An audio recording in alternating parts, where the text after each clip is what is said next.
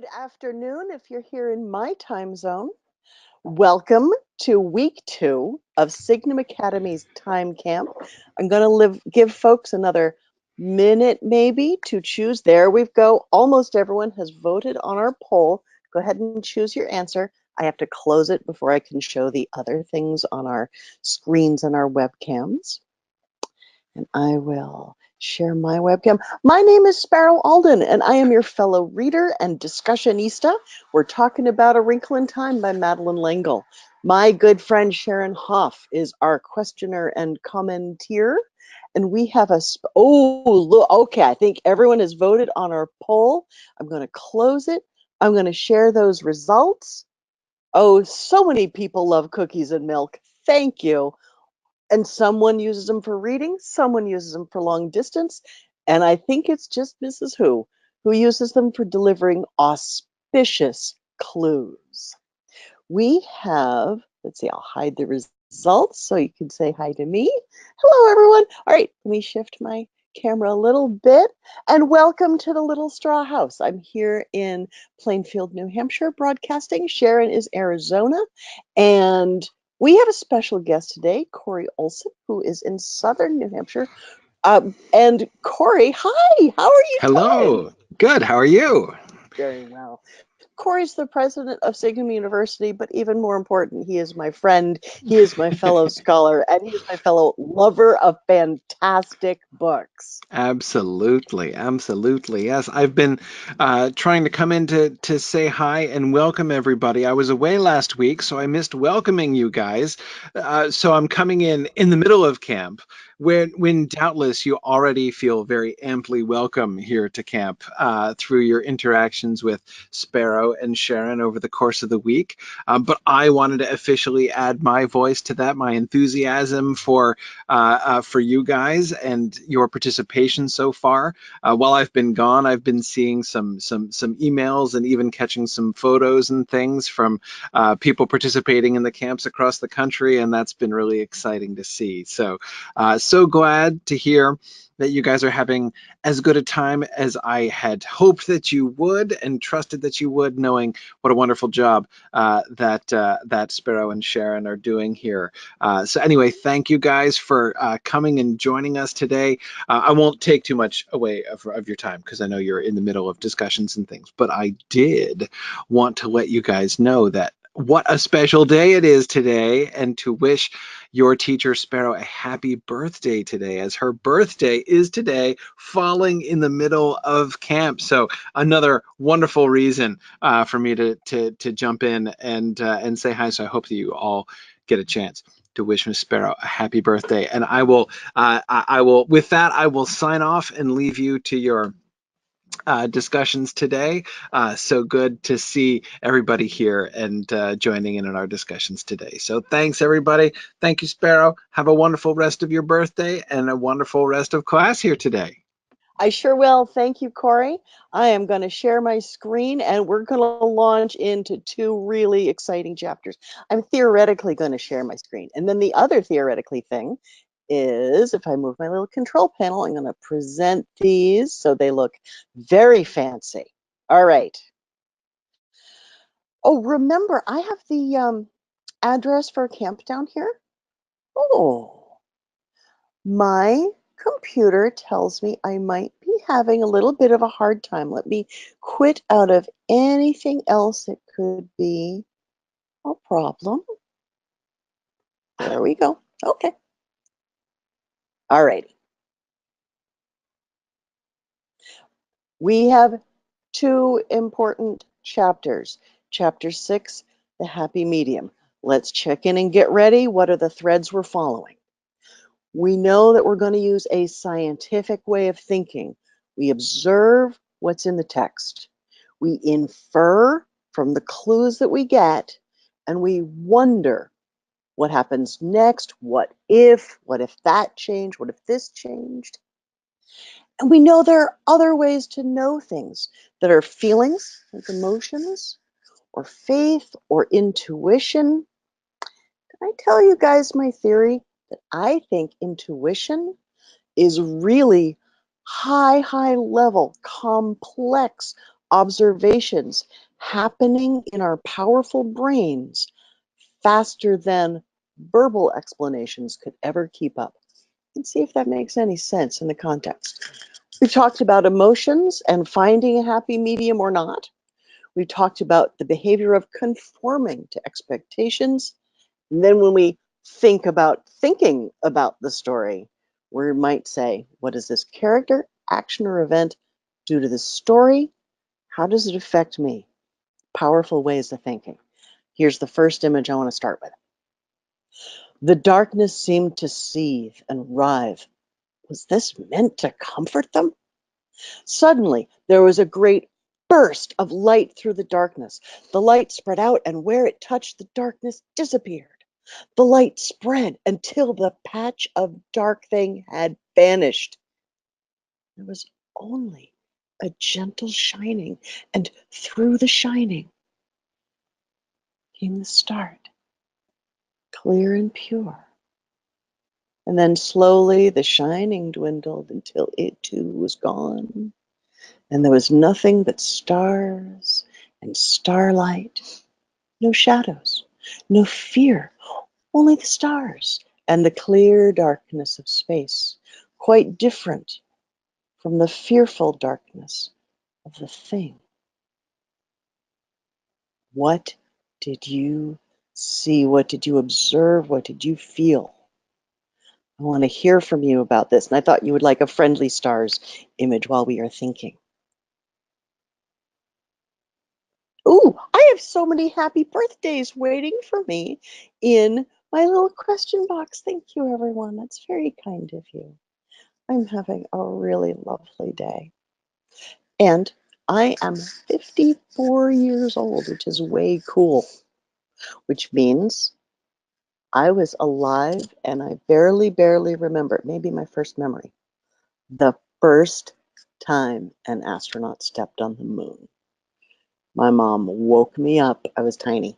I was about 3 and had me watch the TV so that I would be present for it.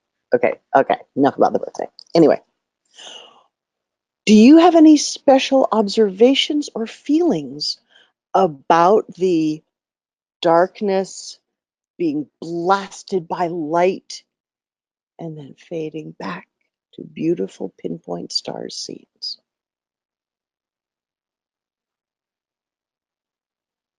Should we move on a little? It's okay to keep typing in. I'm going to move on a little bit.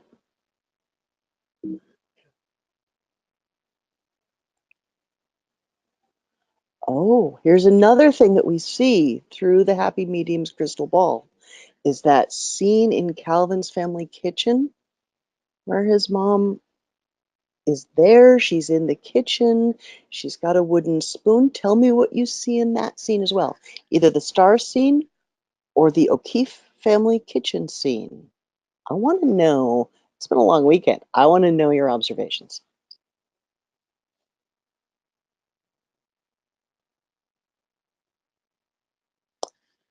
Oh, all right. I've got someone telling me that the star scene made them feel both afraid and relieved at the same time. Interesting. You weren't feeling medium. You were feeling some pretty intense emotions. I like that. And they balanced each other out. They sort of came out medium, but they were big, right? Calvin's mom didn't sound like a very happy person. Yeah. What were some of the words used to describe her? Wasn't she tired? Here's one. The Calvin's family kitchen scene, nice, makes her think of tension and despair and even a sense of hopelessness. Where have we heard the word hope? I think earlier in the book, someone said that hope was one of the most important things. Does it seem to you like Calvin's family has been touched by that little hazy shadow on Earth? I had never thought of it that way. Excellent observing, Jennifer Mosher and your library group. I love that you thought of that. Oh, Yes, when we see Mrs. O'Keefe, Meg reaches for Calvin to give comfort instead of receive it. Yes, we did it. Character development. She has gone from needing comfort to that just sharing touch because they're sharing joy and giving comfort. We see Meg gaining in being able to use touch in a deeper and more meaningful way. I love this. It seems that the family was pretty tense. Calvin's family was tense. Jubilee, that's a great word for what we saw. All right, what do I have after the spoons? What did I do? The shadows were swirling in the crystal again, and as they cleared, Meg began to recognize her mother's lab at home. Mrs. Murray was sitting perched on her high stool, writing away at a sheet of paper on a clipboard on her lap. She's writing father, Meg thought, the way she always does, every night. The tears that could never learn to control swam to her eyes as she watched. Mrs. Murray looked up from her letter, almost as though she were looking toward the children. Then her head drooped, and she put it down on the paper, and she sat there huddled up, letting herself relax into an unhappiness that she never allowed her children to see. Keep telling me observations. I observe that sense that to show the unhappiness was a state of relaxing, that to look happy medium all the time took maybe even tension. Maybe it's a different manifestation of tension than Mrs. O'Keefe, but Dr. Murray is using energy and strength to hold up that expectation of happy medium. Then she can relax into sadness. Absolutely fascinating. No wonder, Jubilee says, no wonder why Calvin likes Dr. Murray, because she's such a contrast to Mrs. O'Keefe. Wow. Oh, our friends in Utah wondered how, yes, I love the way you are thinking. How can the people back on Earth be doing anything if Meg Calvin and Charles Wallace are in a time wrinkle? Okay, guys, that's called a time paradox. It's a really, really cool thing to think about when you're reading science fiction or fantasy, either one or both, that play with time. Look at the time paradox. I'm worried if they come back 5 minutes before they left, which is the plan, that father will already be there and they won't bother leaving, and then the story won't happen. And then we won't even have had camp because there wasn't a story. See? Time paradox. So much fun. Guys, I'm wondering the same thing. Do they have to go forward all the way to the end of the story and everyone keeps doing stuff and then they can wrinkle back? Maybe I shouldn't be thinking first, second, and then after because there's a time wrinkle. I don't know. I'm not good at time travel. But we've got until Friday. We've folded some origami. We've folded some laundry. We'll be able to bend time space by the end of the week. Ready? All right. Remember, the happy medium was really sad that she had shown Calvin's unhappy mother and Meg's unhappy mother. They're both unhappy, but in different ways and for different reasons, I think. And Meg says, it really helped ever so much because it made me mad. And when I'm mad, I don't have room to be scared. Stay angry, little Meg, Mrs. Whatsit whispered. This is a few paragraphs later. You will need all your anger now. This is a case where Meg's big emotions are helping her, because where there's fear and doubt and I can't possibly do this, her anger is even bigger. And sometimes when you're feeling really, really hopeless, you can't find hope. Sometimes you got to make do with anger. And Meg is doing it. You go, Meg. You have big feelings, okay? Okay. Whew. Oh. Time is a strange thing, says Jubilee Schmidt. A thing that can be hard to understand, but very interesting to think about. I love that you distinguish understanding something thoroughly and thinking about it. I don't quite understand how the heel of a sock turns, but I can knit socks. Fascinating. All right. Sorry. Knitting metaphor. All right. Oh, did I go the wrong way? There we go.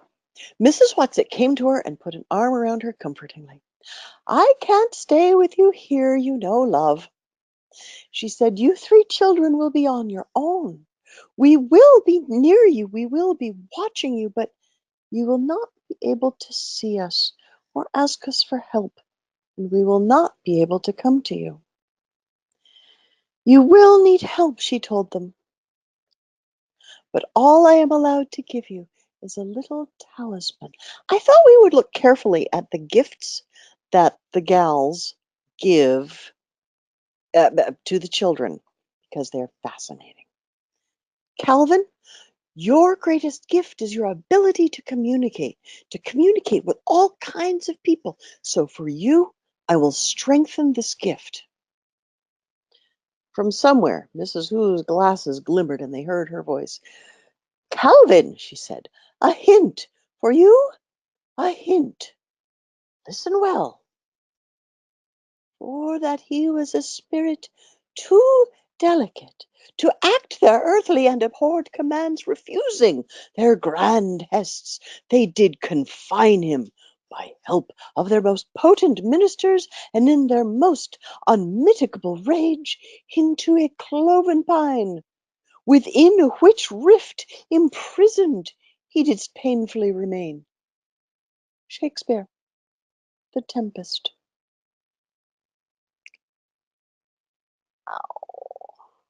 All right. Keep that in mind. I looked it up in the Shakespeare play, and it's a huge, gorgeous story about why someone was confined and justice and mercy and all this great stuff.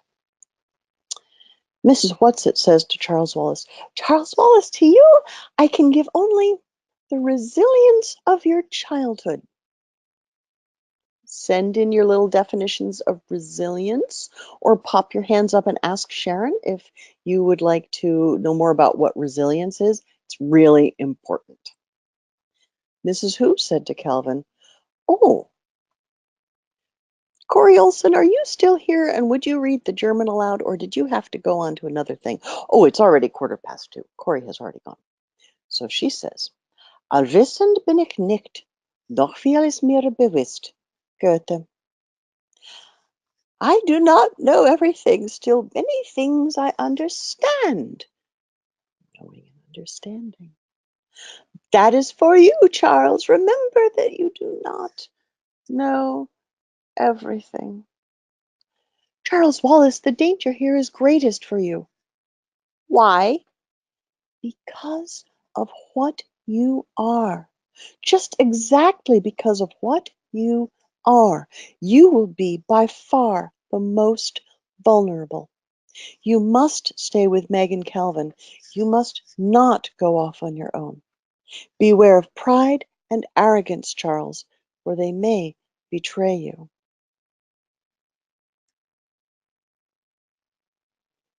Bella, you have observed two good things, including that you like knitting socks. And you're seeing something from a chapter and a half ahead. I agree. And yes, you do need to read The Tempest, or even better yet, see it on stage, because something that's written to be a play looks most fabulous when it is a play, right? Maybe also read it, and maybe then listen to it.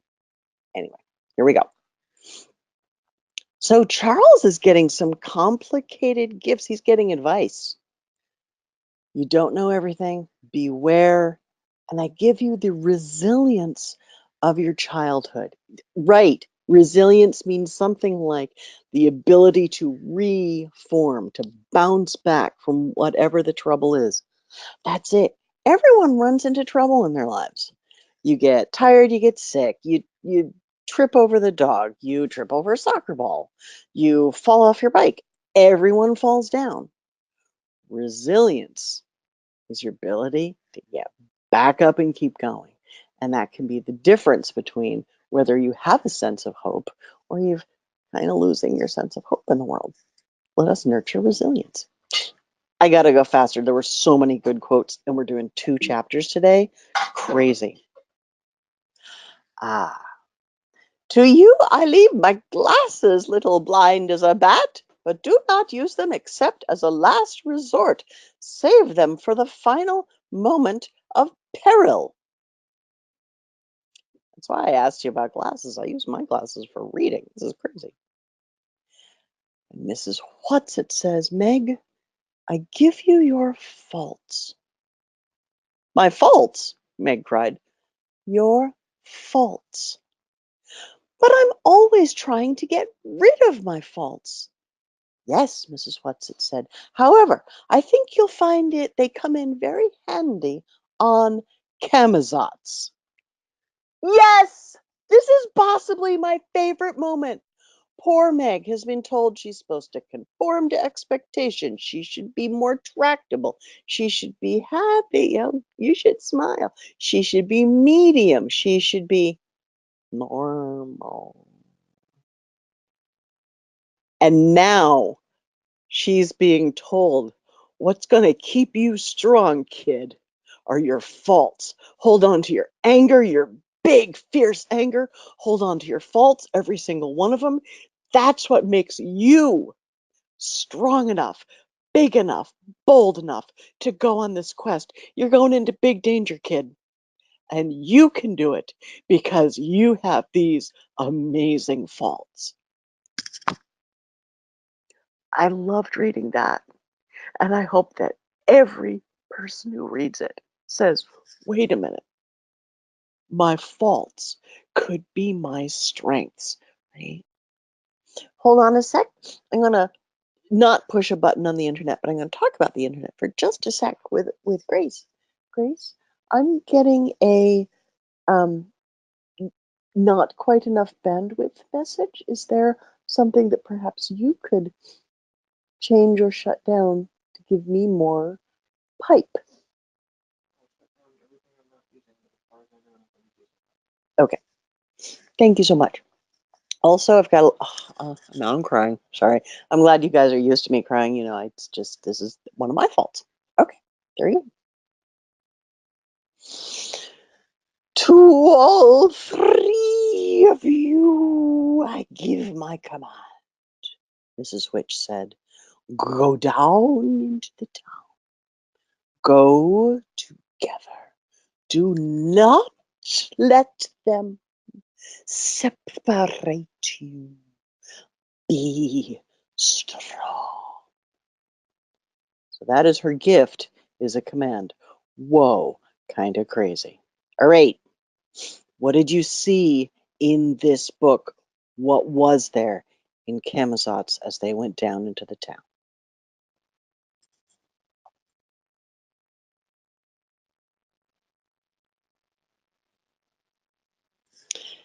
I must say, for those of you who have seen the movie, the recent movie, the scene in the town looked a lot like the picture in my mind in the book. They did that pretty well. I'm ignoring the beach. There was a strange beach scene. They made that up.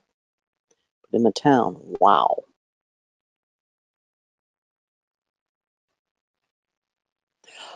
Identical. Thank you, Bella. All the things were identical. The houses, the gray house, Utah folk, gray houses, identical yards, and although women were home and not working and they were wearing flowered dresses, all the children were dressed in essentially the same thing, even if their outfits were different. They were the same outfit.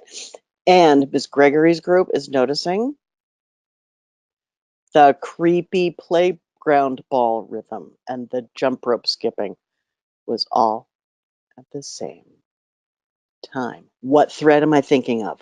What thread am I thinking of right now?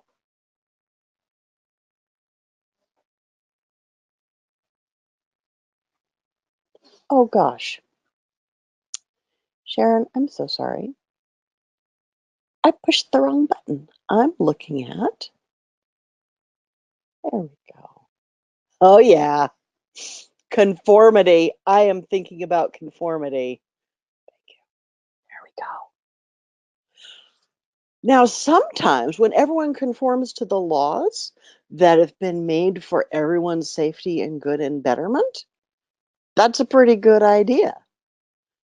But isn't bouncing your ball in rhythm with everyone else a very, very creepy kind of conformity? Yeah, it makes me scared. I don't know if it makes you scared. It makes me a little scared. All right, I'm going to click, see what came after the ball. The newspaper throwing guy. Yet there was something wrong about it. The rhythm of the gesture never varied. The paper flew in identically the same arc at each doorway, landed in identically the same spot. It was impossible for anybody to throw with such consistent perfection. Okay, Natalie and her buddies in Utah tried really hard to get a jump rope and a ball to bounce the way it was described in the book, and they couldn't get it to work, not even once. That's right. The kids bouncing the ball have to be the same height, with the same length arm, and the same strength, and the same mass. Not just, we're like on a choreographed dance team and we're doing something rhythm. They have to be the same. What is making Meg strong? Being different. Whew. Okay, scary stuff. And then they talk to a boy. What are you quoting from? Charles Wallace asked. The manual, of course, the boy said. We are the most oriented city on the planet. There has been no trouble of any kind for centuries. All Camazotz knows our record. That is why we are the capital city of Camazotz. That is why Central Intelligence is located here. That is why it makes its home here. There's something about the way he said it made a shiver run up and down Meg's spine. Mrs. Who is quoting all the time. What's weird about this boy quoting? I think it's weird. Maybe you don't think it's weird.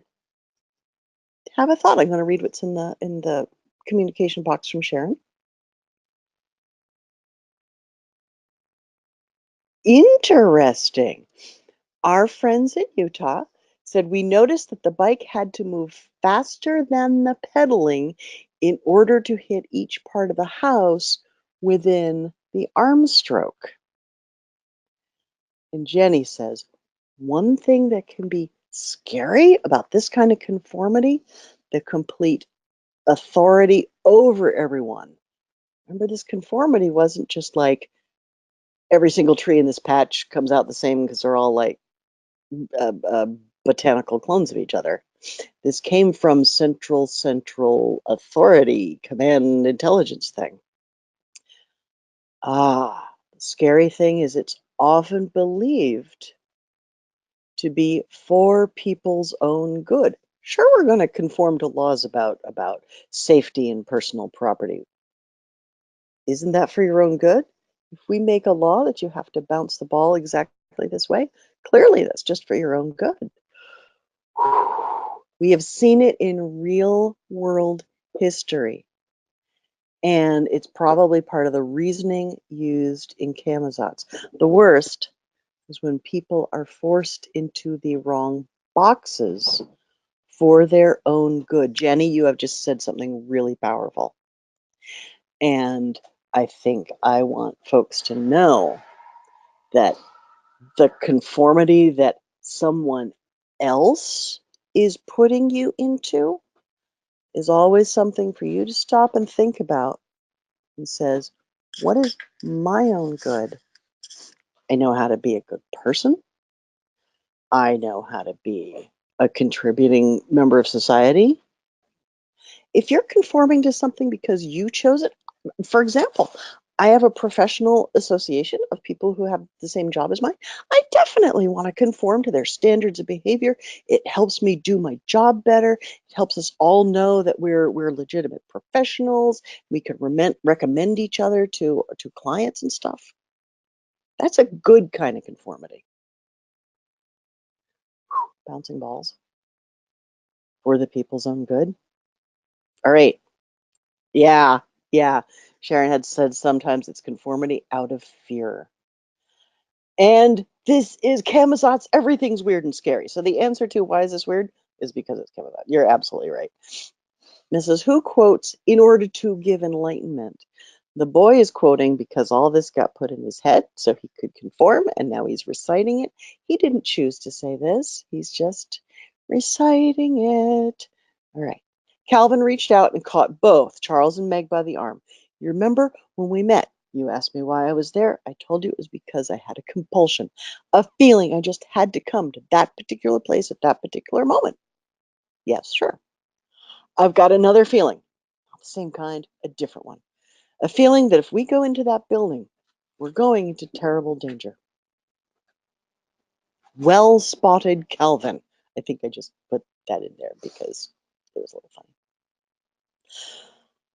Though their features were as different, one from the other, as the features of men on earth, there was also a sameness to them, like the sameness of people riding in a subway, Mick thought. Only on a subway, every once in a while, there's somebody different. And here, there isn't. All right, we're going to have a very different moment here. It's called style time. All right, when you do Signum things and we pause for grammar, we can call it style time. And that is this. You guys use the words he, his, him, whose, and whom every day in normal speech if English is your language. And if you're listening to me, probably English is your language. But sometimes people don't know quite when to use the word whom. Okay, not a lot of people use it anymore. So I want to explain it before we have this quotation with a whom in it. If someone's the subject of the sentence, uh, he hit the ball, you can just replace he with who and still have a logical sentence. Who hit the ball? Throw a question mark at the end, you're good. Oh, it was his ball. That's the possessive form of his. It was whose ball? Perfectly good question. And if something's the object of a verb or the object of a preposition or an indirect object, which is, never mind, I would say him. The ball hit him, that other guy. Then the right thing to ask is, the ball hit whom?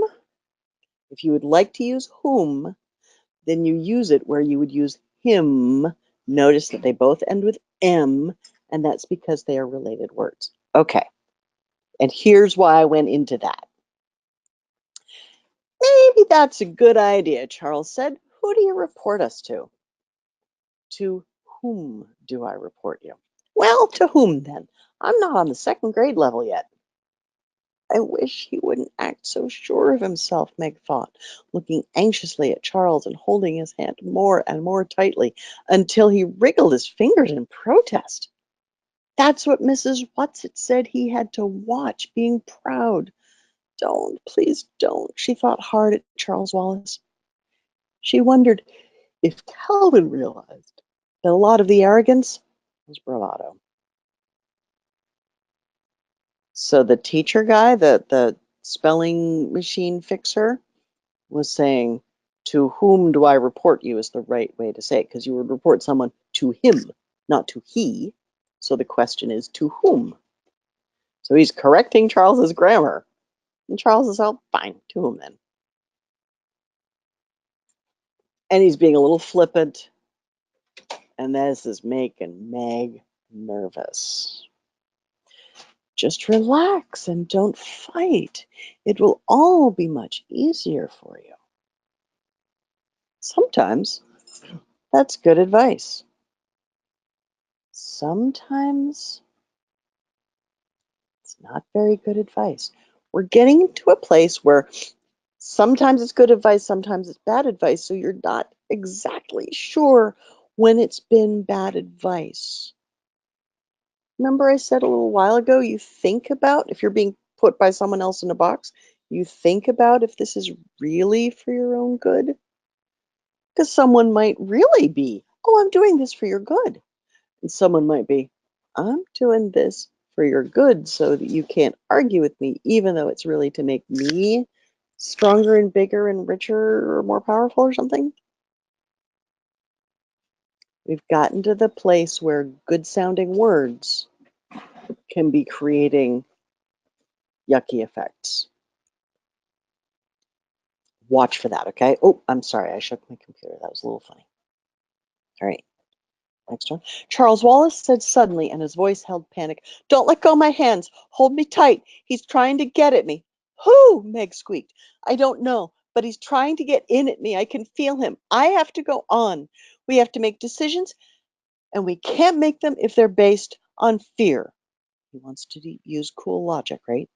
His voice sounded old and strange and remote. Meg, clasping his small hand tightly, could feel it sweating in hers.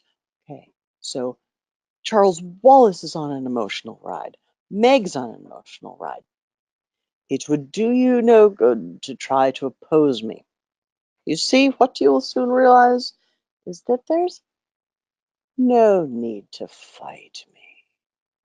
Not only is there no need, but you will not have the slightest desire to do so. Why should you wish to fight someone who is here only to save you pain and trouble? For you, as well as for the rest of all the happy, useful people on this planet, I, in my own strength, am willing to assume all the pain, all the responsibility, all the burdens of thought and decision." Boy, do those sound like really nice words. You know what? There have been times throughout history and in little stories and in big stories where some people would sacrifice and go through pain and badness for the sake of someone else. I'm sure you can all think of that kind of story. But that's, I will assume, the pain or the danger for you. If anyone here has got a family member who is deployed, that's something they're willing to do. I'm going to go into danger to keep everyone safe. And that's a real and virtuous sacrifice. You got it, Bella. The man with the red eyes is so creepy. Don't give in, Charles. But this guy isn't taking on all the pain. I don't see him in any kind of pain at all. He says, I'll take the responsibility. I'll take your thoughts. I'll take the decisions.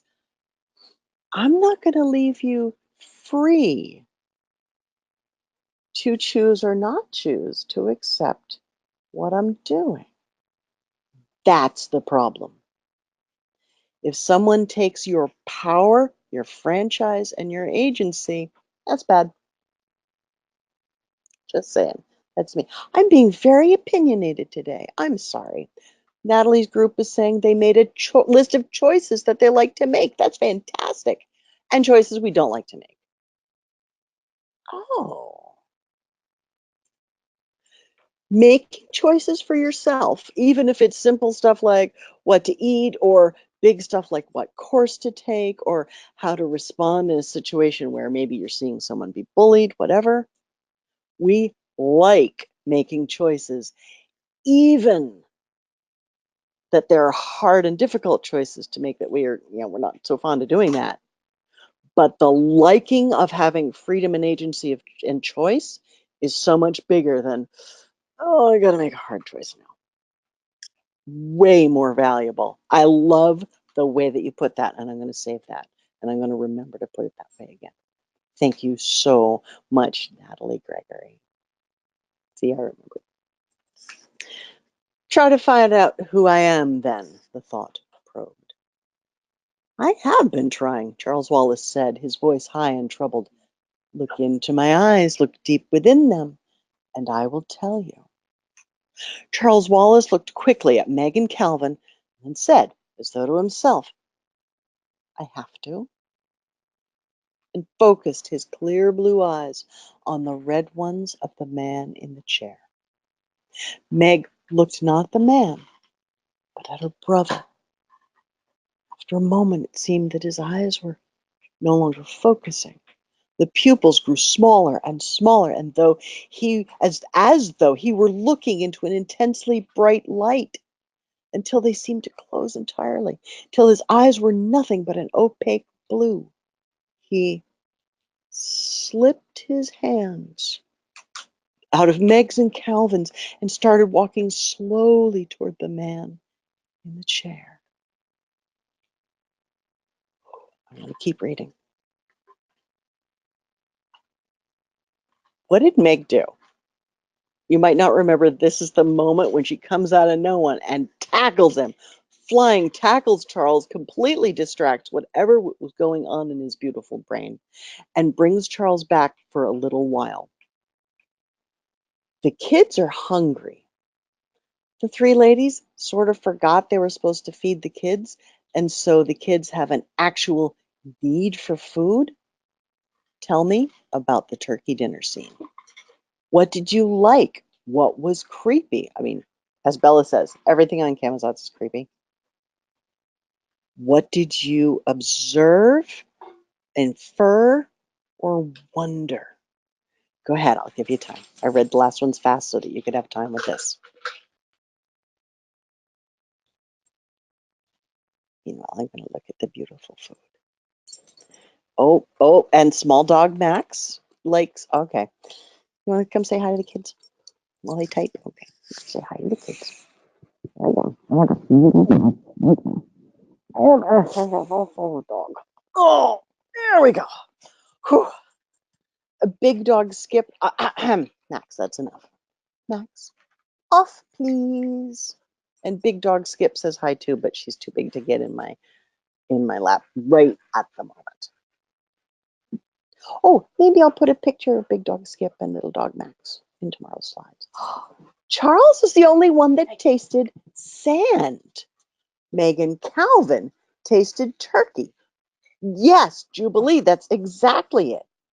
Meg and Calvin are not as strong at resisting. They're not as complicated neurologically as Charles Wallace. And so the taste and smell of that delicious turkey dinner could go in. Why does Camazotz have food at all? Period, says Bella. You know, if you could just make the people, I think that we've got to have nutrients, right? They make the people take a nutrient pill, and then they wouldn't want food. That's a really good question. It makes me wonder things about it. Oh, and poor Charles, he's eating sand. He knows there's nutrients. Maybe everyone is eating sand, but it's nutrient sand. I don't know. I'm just glad I'm not there. The taste has a lot to do with thought receptors. The sense of taste has to do with receptors in our brains, and brain control is happening at a level that Meg and Calvin cannot fight against. Beautiful, beautiful observation and inference. Man with the red eyes says this. I think you will have to grant him the right to make his own decisions. All right, this is something, it's called gaslighting, and it means the man with the red eyes is saying words that sound like he's the good guy, and that Meg has just taken agency and choice away from her brother, and that he is magnanimously giving free will and saying, you should give free will to everyone. But the man with the red eyes knows perfectly well that he's got Charles's will right there, and the man with the red eyes is going to win. So now he's kind of making Meg doubt herself by using the words that if a truly good person were coming in and someone were being stopped from voting, they would say, you have to grant him the right to make his own decisions. Using the same words in an evil, very gross way. He went back on what he was saying before. Give in, let me take over the decisions. That is an excellent clue, a change in the logic. He doesn't mean anything new. He has just changed his strategy to using words that make him sound good. Blah, creepy guy. Now the red eyes and the light above seem to bore into Charles, and again the pupils of the little boy's eyes contracted. The final point of black was lost in blue. He turned away from the red eyes, looked at Meg, and smiled sweetly. But the smile was not Charles Wallace's smile. Come on, Meg, eat this delicious food that has been prepared for us, he said. What's wrong, Meg? Charles Wallace asked. Why are you being so belligerent and uncooperative? The voice was Charles Wallace's voice, and yet it was different too, somehow flattened out, almost as a voice might have sounded on the two-dimensional planet. Did you notice that the two-dimensional planet actually had nothing to do with the plot? There was a little joke and there was a little talk about dimensions. It doesn't change the plot. It helps us understand dimensions. And now she can refer back to it and saying, that's how this voice would have sounded. Clearly, I'm reading the voice incorrectly. Let me try again. Why are you being so belligerent and uncooperative? Oh, that's scarier. Okay. And you know what? He's using words that Mr. Jenkins would have used. He, Charles Wallace, the one who has always been on Meg's side, is now sounding like all the people who belittle her and make her feel worse every day. And even if she knows in the front of her head what's going on, or that's not really Charles Wallace, the emotional part of her brain, I think of it as the puppy brain. The puppy brain just got hurt in a place it's been hurt before. All right. Whoa. I went faster than I thought I would. I want to show you where I am on the character grid, which is that I managed to make no progress because Valkyrie went away without making a Mrs. Which sticker. And I don't trust my handwriting, so I'm going to see if Grace will make a Mrs. Which sticker for me this evening. And so I haven't gotten any further on the actual threads. All right, we have extra time. Let's go back and see. Oh, I've got an idea. Oh, first, before I forget, I would like to ask an extra special favor of some of you, if you've got the time. Yes, Natalie, we will try to cover chapters 8 and 9 tomorrow. Let me jump forward to that, okay? We're going to try to do chapter 8 and chapter 9. It'll be as fast as this one was. So if you have a chance to look at them or read them again tonight, great. I will be looking at them as well. And I wanted to say, if you've got time to make like a poster that says, thank you, we loved camp. It occurred to me in about, what is it, Sharon, a month or a month and a half? We're going to be talking, the folks at camp and at the university are going to be talking to the really nice donors who cover our server time and our software licenses. And if you guys write like a thank you card, we loved camp, then they'll know that their very thoughtful donations help some kids enjoy some really great books. And so make a thing, if you've got time, and take a picture, email it to camp@signumu.org. And I think that would be really fun for those folks far away all over the world to have some connection with the kids whom I am getting to know and really respect as fellow readers this week, this last week and this fortnight. That's a interval of 2 weeks.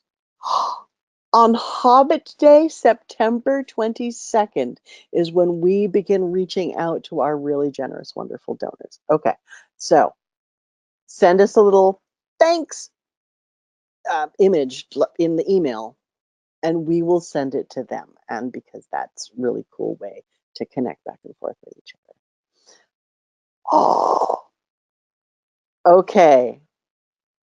Natalie just sent me a great message. I won't tell. It's in parentheses. That sounds like a really good plan. Okay. Okay. Whew. Now let's go back to some of the pictures I pulled up, and maybe those will prompt a little more discussion. Oh, so I would like someone to send in if you could smell and taste your very favorite meal. What would it be? We've already talked sandwiches. What would be your favorite smelly, tasty meal? Notice that in our language, we've got a lot of words for things we see. Colors, shapes, sizes. We've got quite a few words for things we hear, especially if you have the vocabulary of music. Bella loves cheesecake. Thank you. We don't have a lot of variety of taste and smell words. You can say it tastes like fish, or it smells like turkey dinner, but that's not necessarily an adjective. There's savory, which is a smell and a taste. There's sweet, there's bitter, there's acrid. Not a lot. So here's an interesting thing. Smell, and I think to some extent taste, are senses that work on us without our verbal talking to yourself mind analyzing. I think it's your responding to patterns that don't have names mind, your puppy brain, that responds to smell and taste. When I am really thinking about my dad, who passed away many years ago, lovely person,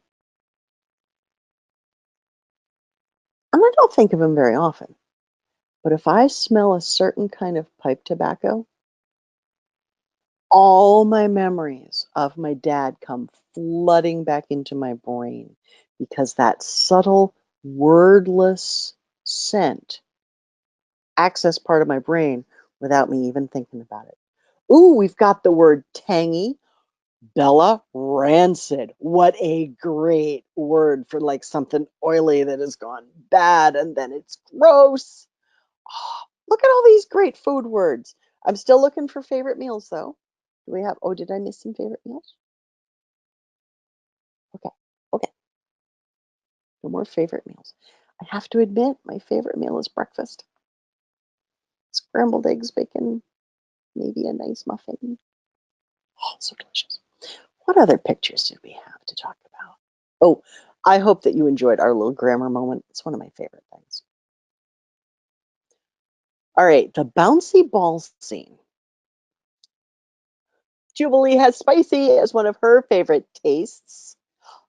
Jenny says she is thinking of aloo gobi or a vegetable masala, rice pulao, naan, oh, so steamy, fresh, cilantro, which is an herb, cucumber raita, and mango ice cream. All of those things in one meal probably would be her favorite meal ever. Favorite smells for her are savory, spicy, or anything with chocolate or fruit. It's one of the reasons I love summer, Jenny, is I've got local fruit. I live in an area with kind of a limited growing season, so about 8 or 9 months, the fruit came in on trucks. But summer, oh boy, I had the best melon for breakfast. Okay. One other reason I wanted to say this about the red ball scene, it affected me greatly because I see children who have been manipulated into this behavior. Remember what the boy says? Camazotz has been like this for centuries.